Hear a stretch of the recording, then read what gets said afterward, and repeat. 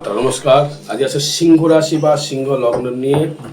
এই যে আপনার বৃহস্পতির যে কানেকশন অনুযায়ী, বৃহস্পতির যে ট্রানজ্যাকশন অনুযায়ী, এই বৃহস্পতি আপনাকে কিন্তু প্রচুর ডেভেলপমেন্ট করতে পারে। এবং শনি কিন্তু এখন রেবতী নক্ষত্রে প্রবেশ করেছে।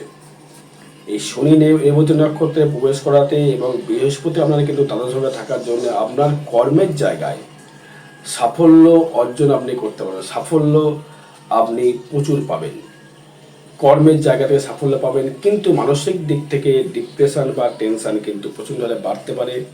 কর্মের জায়গায় সাফল্য রয়েছে এবং রবি বুধ যেহেতু আপনার ক্ষেত্রে 11th হাউসে বর্তমান প্রবেশ করেছে, সেই কারণে আপনার দিক থেকে ইনকামের জায়গায় প্রচুর হারে ডেভেলপমেন্ট লক্ষ্য করা যাচ্ছে।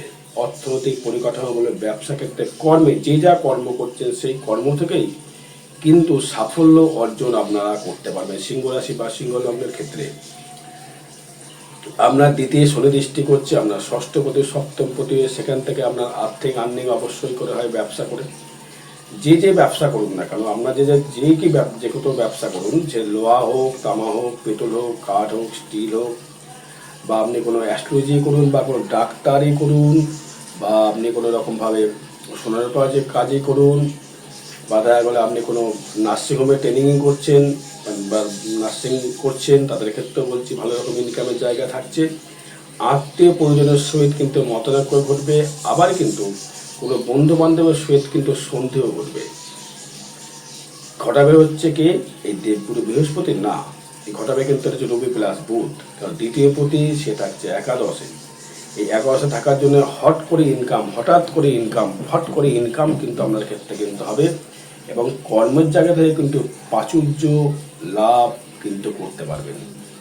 তবে একটা কথা বলবো, সিংহ রাশি সিংহ লগ্নের ক্ষেত্রে অহংকার কিন্তু একদম কমাতে হবে, নিজেকে নতশীল হতে হবে।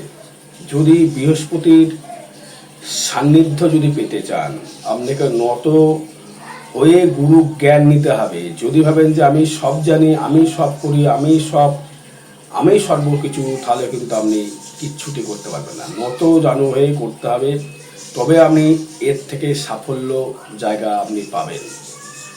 আর অহংভাবটা একদম কমাতে হবে। সিংহ রাশির মেন পতনের কারণ হচ্ছে অহংভাব।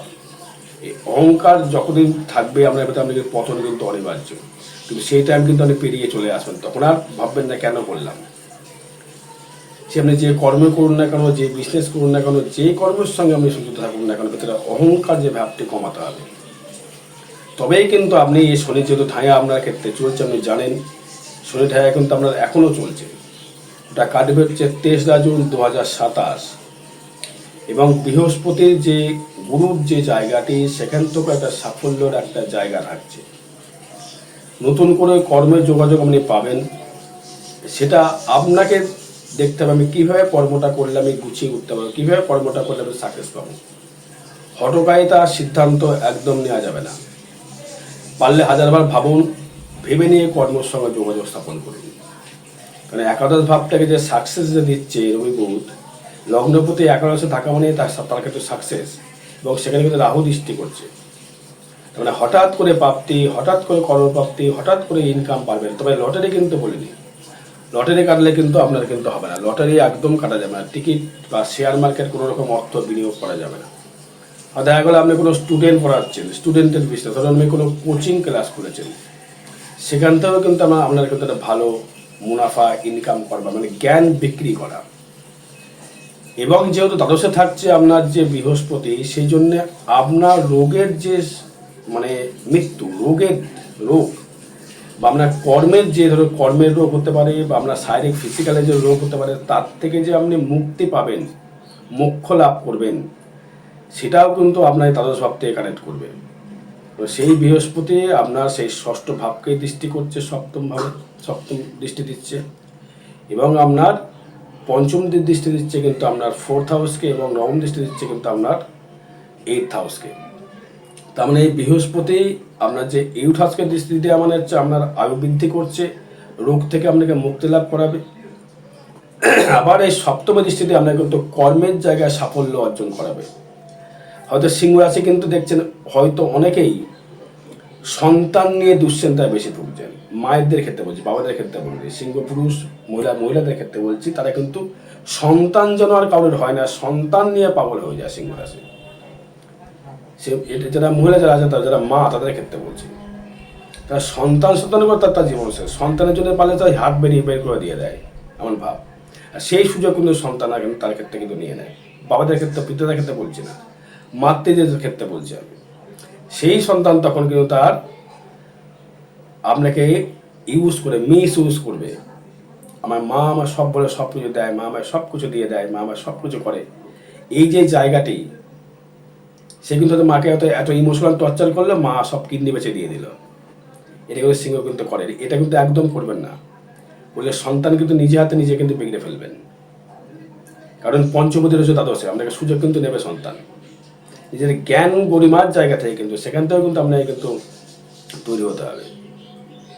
যোগাযোগ ব্যবস্থা আসবে, নতুন করে প্রেম আসবে আপনার জীবনে। হয়তো আপনার অতীতে কেউ ছিল, বা আপনার গার্লফ্রেন্ড বয়ফ্রেন্ড বা কেউ ছিল, হয়তো সেটা হয়তো বিচ্ছিন্ন হয়ে গেছে, সেটা কিন্তু আপনাকে ব্যাকে আসতে পারে, এবং আপনি তাকে পূর্ণ প্রেমিককে ফিরে পাওয়ার চেষ্টা করতে পারেন।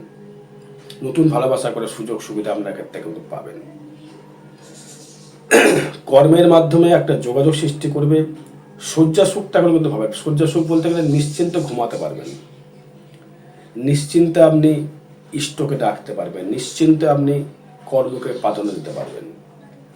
নতুনভাবে গৃহর সুখ শান্তি আপনার ক্ষেত্রে বজায় থাকবে। কর্মক্ষমতাটা প্রচুর পারবে।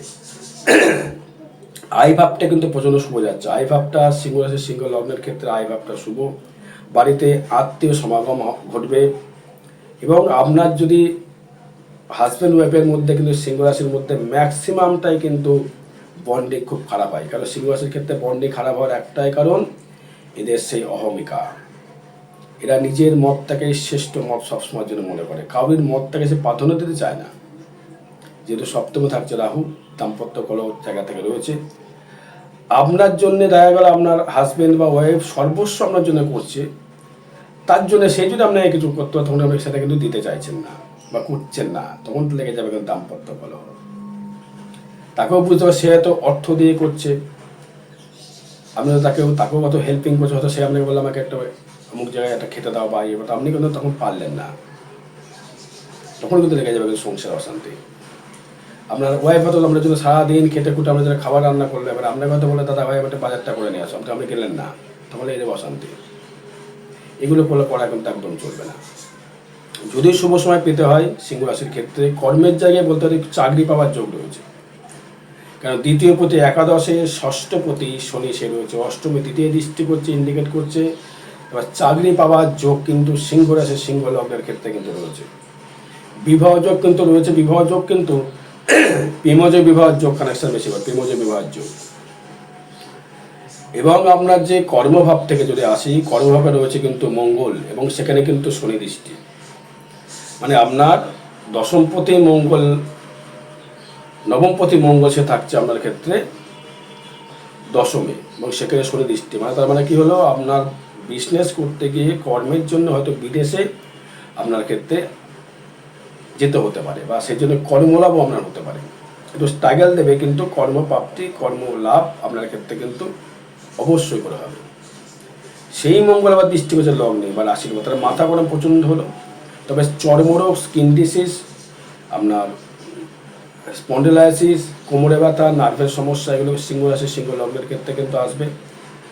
আপনি হয়তো সেভিংসের জন্য হয়তো খুব উঠে পড়ে লেগে সেভিংস করতে হবে, সেভিংস করতে হবে, সেভিংসের জায়গায় কিন্তু কোনো কিছু গিয়ে যেন এটা আটকে যাওয়া, একটা যেন ফট করে যেন বেকারে হয়ে যাওয়া, ফট করে যেন একটা সমস্যায় পড়ে যাওয়া, এগুলো কিন্তু সিংহ রাশি কিন্তু ঘটবে। আবার দেখা গেলো আপনি খুব যে মানুষটিকে আপনি বিশ্বাস করতেন, সেই মানুষটি কিন্তু আপনার ক্ষেত্রে বিশ্বাসঘাতকতা করতে পারে। যেহেতু তৃতীয় প্রতি শুক্র সে রয়েছে বলে দ্বাদশে, বন্ধু বিলোপ হয়ে যাওয়া, বন্ধুর সহিত মতবিরোধ, হয়তো তাকে আমি ভালো বিশ্বাস করে সব কথা বললে সে হয়তো আপনার কথা অন্য কাউকে সব কিছু শুনিয়ে দিল। সব থেকে যেটা বেটারমেন্ট জায়গা রয়েছে সেটা হচ্ছে আপনার একটা কর্মের জায়গা খুব ভালো জায়গায় রয়েছে, সেভিংস অবশ্যই করে বাড়বে। আবার রিপিট করছি, শরীর নিয়ে একটু টেনশন থাকবে, শরীরের দিক থেকে সমস্যা বৃদ্ধি হবে, মানে গার্হস্থ্যকাল সমস্যা কিছু আসতে পারে মা আমাদের কাছ থেকে, পুরুষের ক্ষেত্রে পেটের সমস্যা আসতে পারে, স্কিন ডিসিজ, স্কিন প্রবলেম কিন্তু অবশ্যই করে আসতে পারে, সেভিংস অবশ্যই করে বাড়বে। সিংহ লগ্ন সিংহ রাশি, সন্তান নিয়ে চিন্তিত বাড়বে, সন্তান নিয়ে টেনশান বাড়বে, সন্তান নিয়ে আরও সমস্যা কিন্তু বৃদ্ধি করবে। এবং আপনার এই দ্বিতীয় পতি সে একতা থাকার জন্য আপনার আয় বৃদ্ধি ঘটাবে, সেভিংসটা বাড়বে। গৃহ সুখ আপনি পাবেন, ভালো গিয়ে বসবাস করতে পারবেন, লাক্সারিতে থাকতে পারবেন এবং ভ্রমণযোগ সৃষ্টি করছে। বিদ্যাস্থানে ডেভেলপমেন্ট রয়েছে, যারা স্টুডেন্ট যারা আছো বিদ্যাস্থানে ডেভেলপমেন্ট রয়েছে। আর আগামী 29শে জুন থাকবো তারাপীঠ মহাশ্মশানে হোমযোগ কেয়াদার যে কোনো গৌদোষ প্রশমিত করা হবে। তারপরে আপনার ক্ষেত্রে পঞ্চম পথে যেহেতু সন্তান নিয়ে বিশেষ করে আপনি টাল মারা, সন্তান এবং নিজস্ব মানসিক দিক থেকে আপনি টেনশন থাকবেন।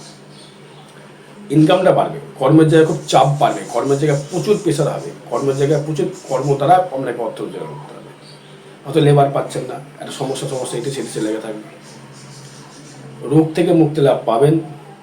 দাম্পত্য কলহ সৃষ্টি, দাম্পত্য জীবন ভালো নয়। যারা লেদারের ব্যবসা করছেন, চামড়ার ব্যবসা করছেন বা কোনো রকম মনের ব্যবসা করছেন, স্পিকিং বিক্রি করছেন, গান বাজনা, তাদের ক্ষেত্রে ভালো ফল। আয়ু বৃদ্ধি করবে,